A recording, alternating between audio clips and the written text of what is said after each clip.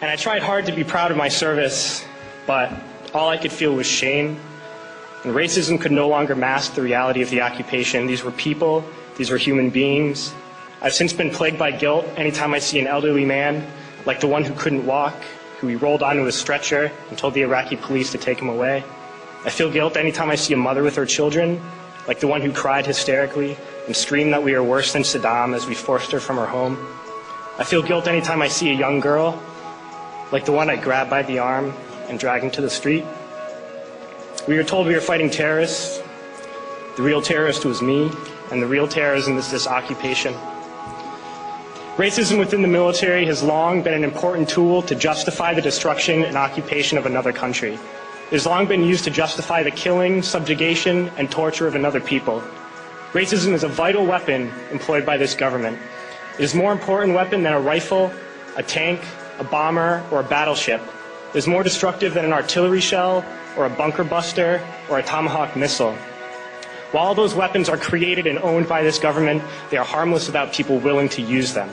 Those who send us to war do not have to pull a trigger or lob a mortar round. They do not have to fight the war, they merely have to sell the war. They need a public who is willing to send their soldiers into harm's way. They need soldiers who are willing to kill and be killed without question. They can spend millions on a single bomb, but that bomb only becomes a weapon when the ranks of the military are willing to follow orders to use it. They can send every last soldier anywhere on earth, but there will only be a war if soldiers are willing to fight. And the ruling class, the billionaires who profit from human suffering, care only about expanding their wealth, controlling the world economy. Understand that their power lies only in their ability to convince us that war, oppression, and exploitation is in our interest.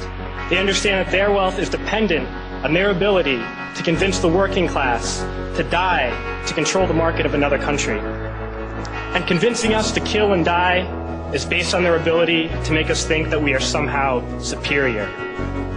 Soldiers, sailors, Marines, airmen have nothing to gain from this occupation.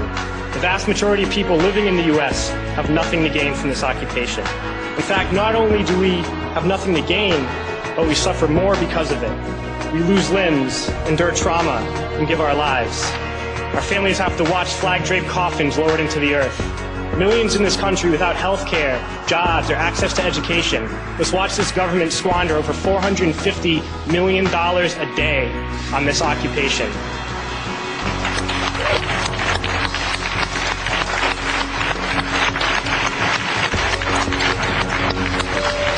Poor and working people in this country are sent to kill poor and working people in another country to make the rich richer. And without racism, soldiers would realize that they have more in common with the Iraqi people than they do with the billionaires who send us to war.